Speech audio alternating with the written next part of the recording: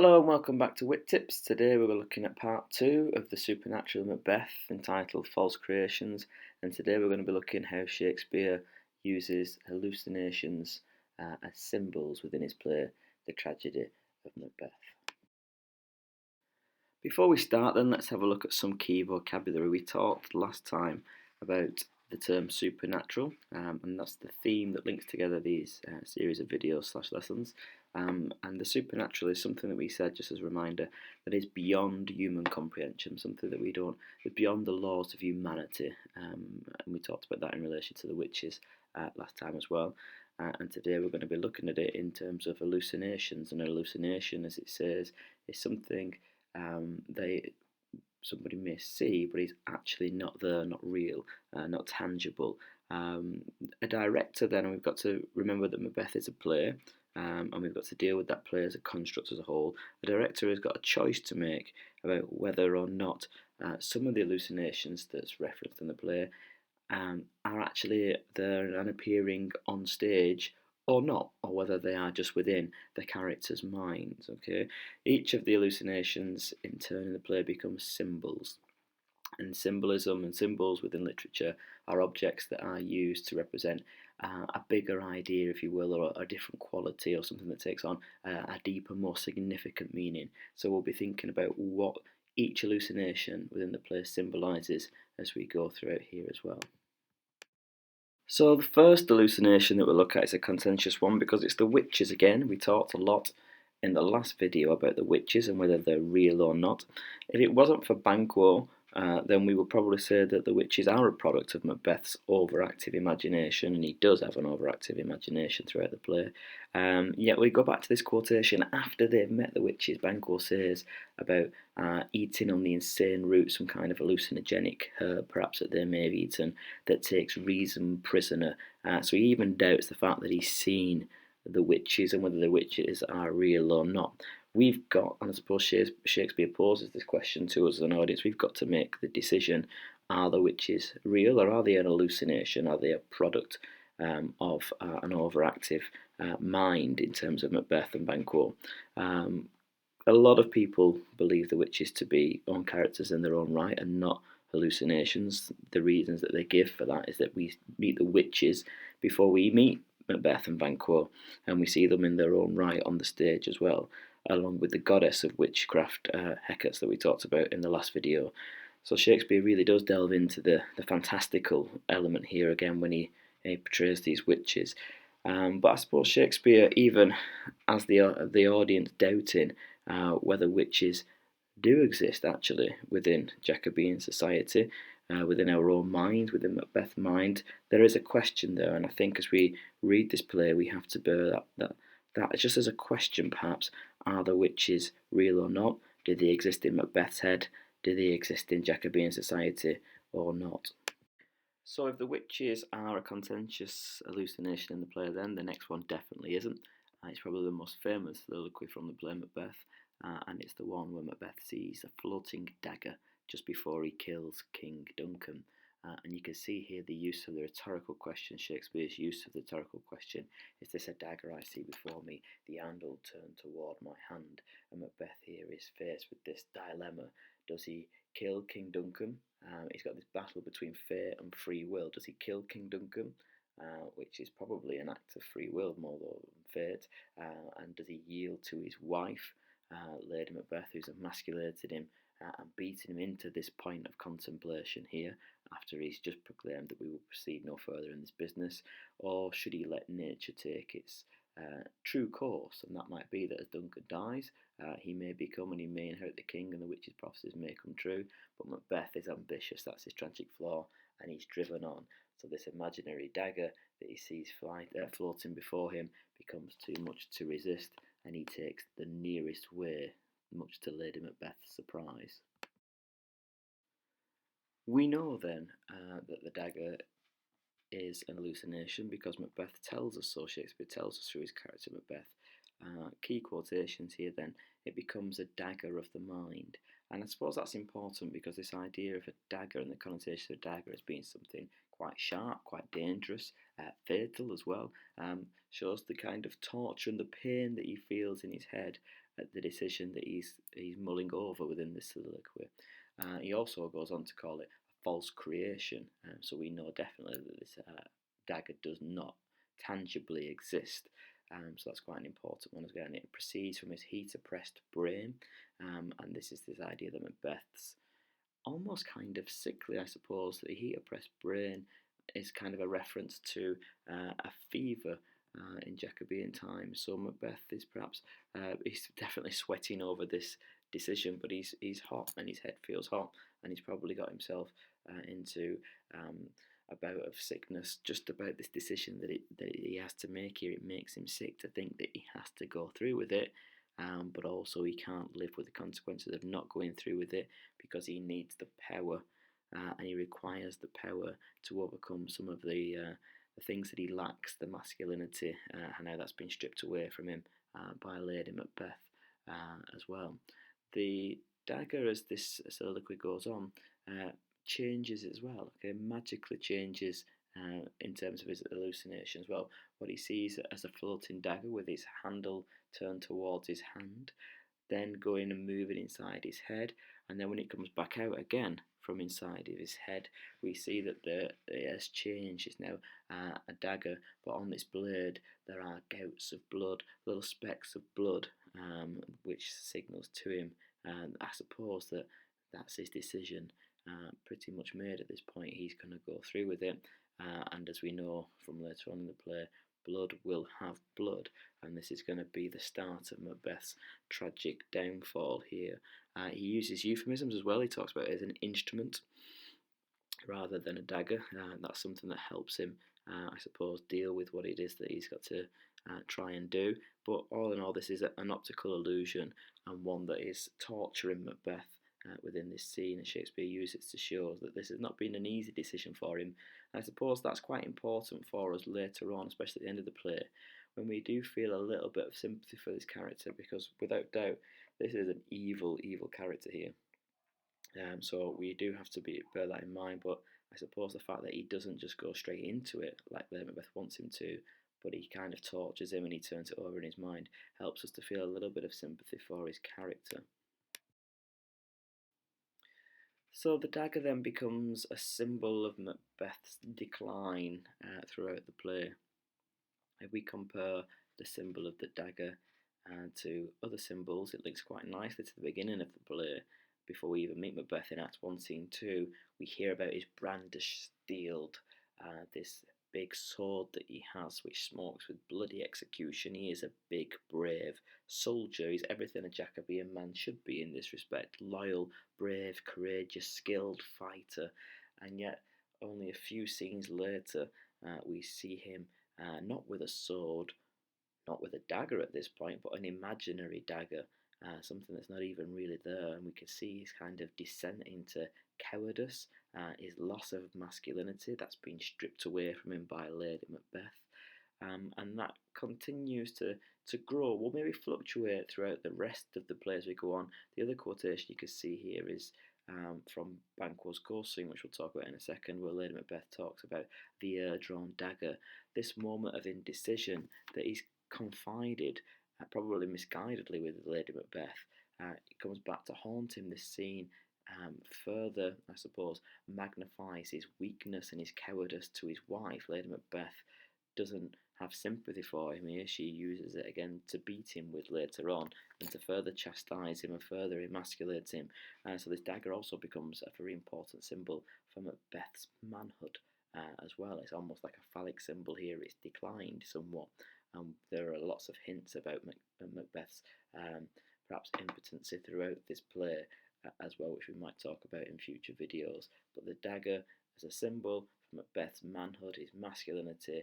He's gone from being a brave, skilled, courageous soldier to quite a weakened, deceptive, cowardly man now, which is quite an important change within the play.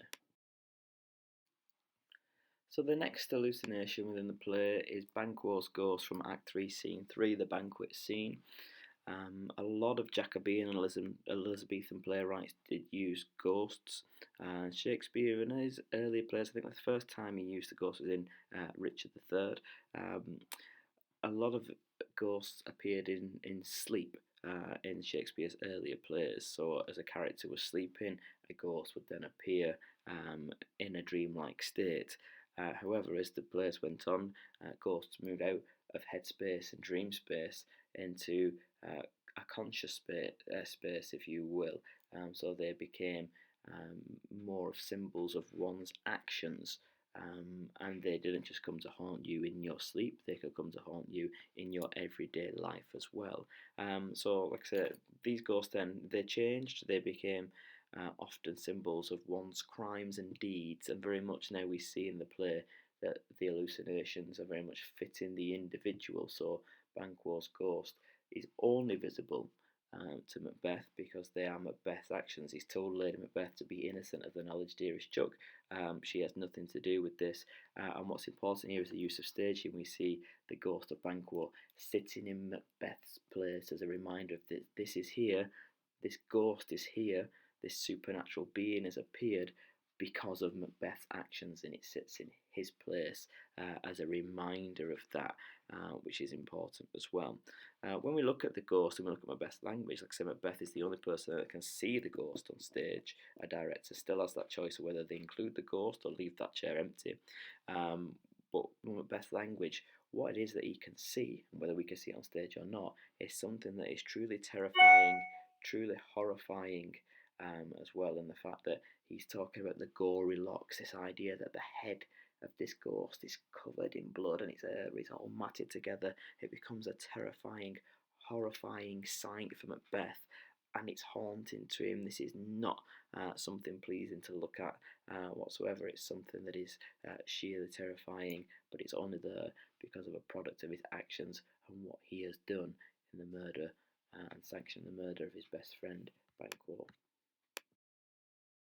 Macbeth's reaction then to the ghost of Banquo cast further doubt about his masculinity. Lady Macbeth uses the ghost that only Macbeth can see to further ridicule him. Shakespeare has his wife further ridicule him by asking the question, "Are you a man?" And she goes back, as we've talked about before, using the ghost of Banquo and the ear-drawn dagger as symbols to suggest that Macbeth is not a man. Okay, because he can't handle the consequences of his sinful actions, he can't be a man. But Macbeth does come back with this idea that he is a man, he is a bold man, and he's a man that's really brave, and he dare look upon that which might appall the devil, and there's things that he's seen on the battlefield that suggest that he's very much a man. He's seen bloodshed before, but this is a different type of fear for Macbeth here. This is not something that he can process, and it's not something that he can fight with a sword, with a dagger, with his bare hands, because this is another type of threat altogether, and the threat is not an external threat.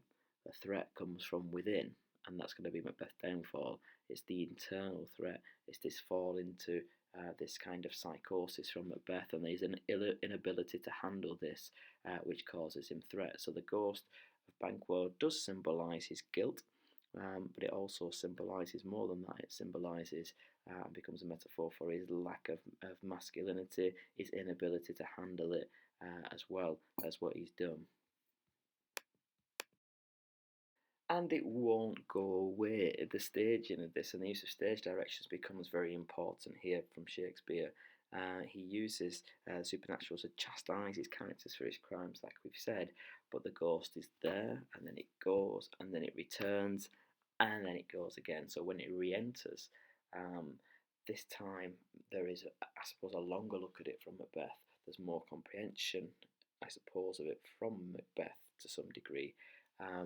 And again, this kind of horrible image of this ghost with these marrowless bones and cold blood, it's something that's repulsive to look at, and not nice. So much so that Macbeth says, "Let the hearth hide thee." He doesn't want to look at it. It hurts him to look at it. And again, we see Macbeth using this language and uses a semantic field of animals here, with bear, rhinoceros, and tiger, quite fierce, big, strong animals. he would much rather face and fight them than he would this ghost take any shape. But this is a shapeless figure, if you will, and it makes him feel, like we said before, less of a man. He talks about "protest me, the baby of a girl. If trembling I inhibit them." Macbeth is frightened by this. He's terrified by this, and again, Lady Macbeth. We're reminded of the words of Lady Macbeth and this idea that he is not a very good, strong Jacobean man, and he commands this shadow, hence horrible shadow, to disappear. And eventually it does go, and he does regain some kind of conscious state. But it's very important that we consider Macbeth's mental state at this point in the play. The murders that he's done from the regicide is this turning point of this play. From the regicide of Duncan, one murder, blood will have blood, leads to another murder, and as a product of these different sins, these different murders, the grave sins and crimes, appear these symbols, these supernatural symbols, to haunt the characters on stage and to make all the characters feel quite afraid and repentant of their sins. The next hallucinations in the play then are apparitions which come from the witch's cauldron. Let's work on the premise now. We've already posed the question, are the witch's hallucinations or not? What comes out of the witch's cauldron definitely are hallucinations, and they are the apparitions which give Macbeth his next three prophecies.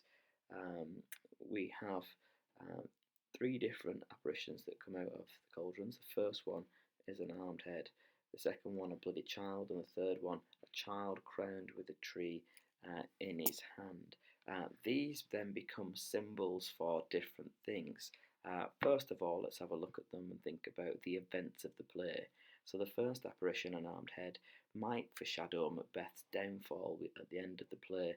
Macduff comes back on stage with Macbeth's head, and he's already called for his armour, give me thine armour. So the first apparition then might foreshadow Macbeth's death, even though perhaps the language that goes with it is slightly contrasting, because Macbeth goes away feeling invincible. We've talked about the witch's equivocation in the last video. So the first one, then, an armed head, might represent Macbeth's downfall because it's his head at the end. The second one, a bloody child, seems again, when we look at it and use a little bit more inference, and we can go back having seen the play, could be reference to Macduff as a character, because Macduff was untimely ripped from his mother's womb, so he would have been at some point a bloody child. So we might look at it from that, again foreshadowing the end of this play and the equivocation the witches have made to Macbeth. And the third one, then, a child crowned with a tree in his hand, might be reference to Malcolm, who at the end of the play moves with Burnham Wood to Dunsinane Hill. So this idea that this child of Duncan is going to come back and take the crown away from Macbeth. So we could look at them as kind of more interpretations of the events at the end of the play as these apparitions. Another way of looking at them is thinking again about Macbeth's masculinity.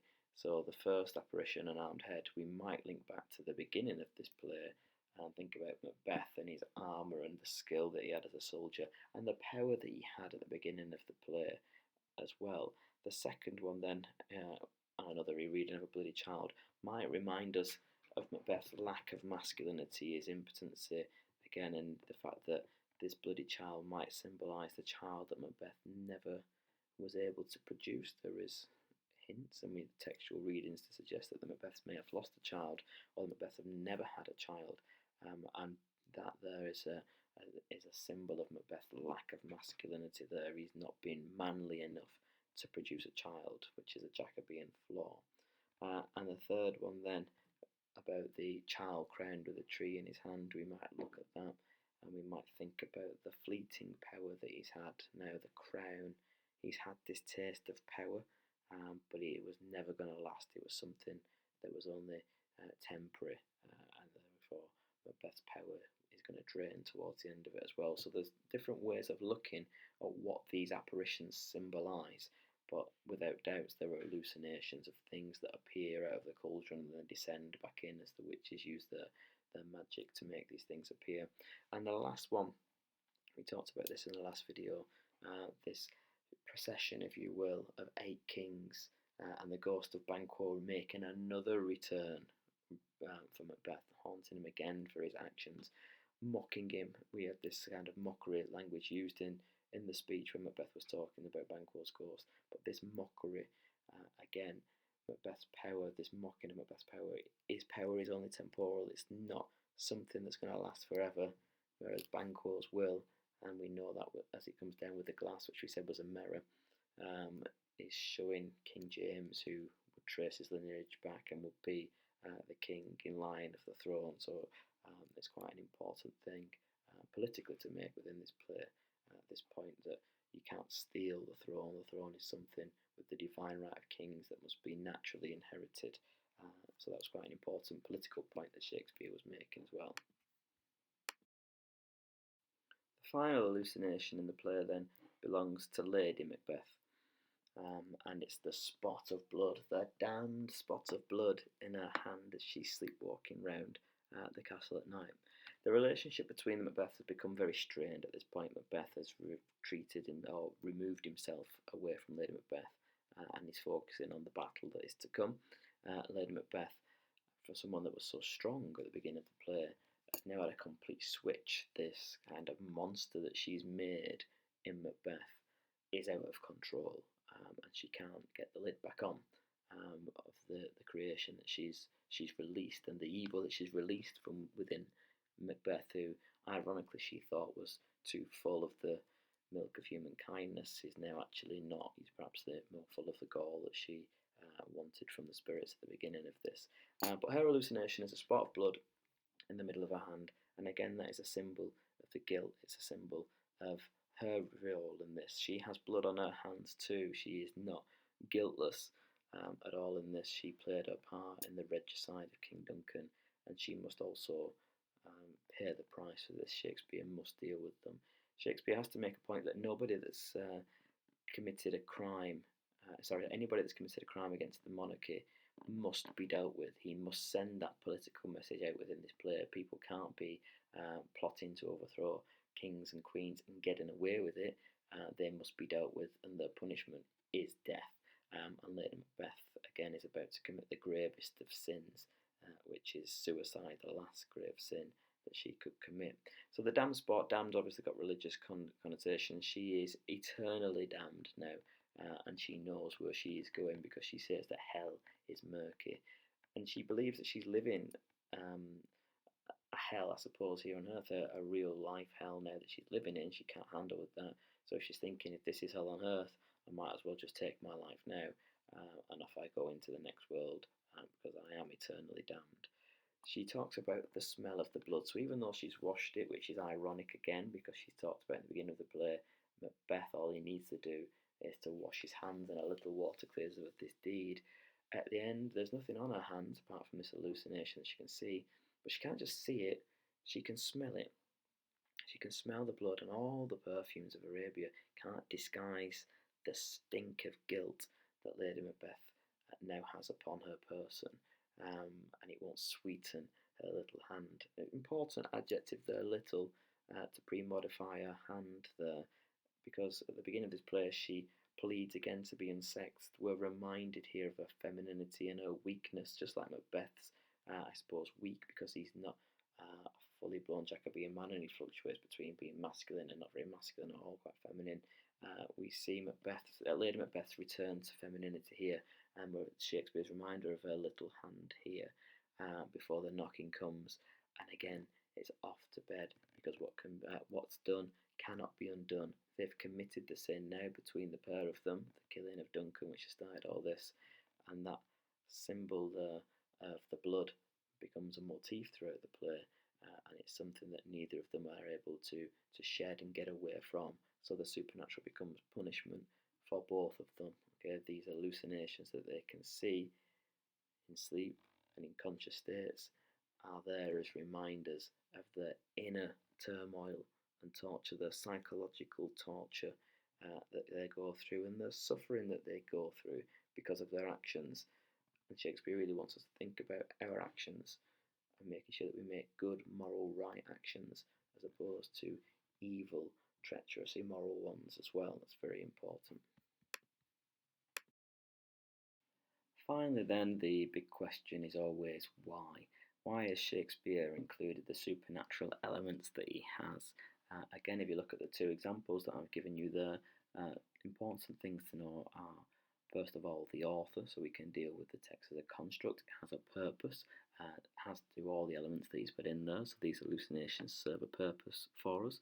And the other one is the verbs, and that helps us perhaps to decide what purpose that is, what the point that Shakespeare is making, why include the methods that he has, in this case supernatural hallucinations.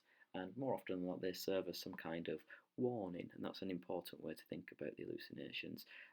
Perhaps they're a warning with the dagger, but then also after the warning we see the effects, okay, the things like that you can see here, the psychotic sufferings that the characters endure because of the supernatural evil actions and deeds that they've done.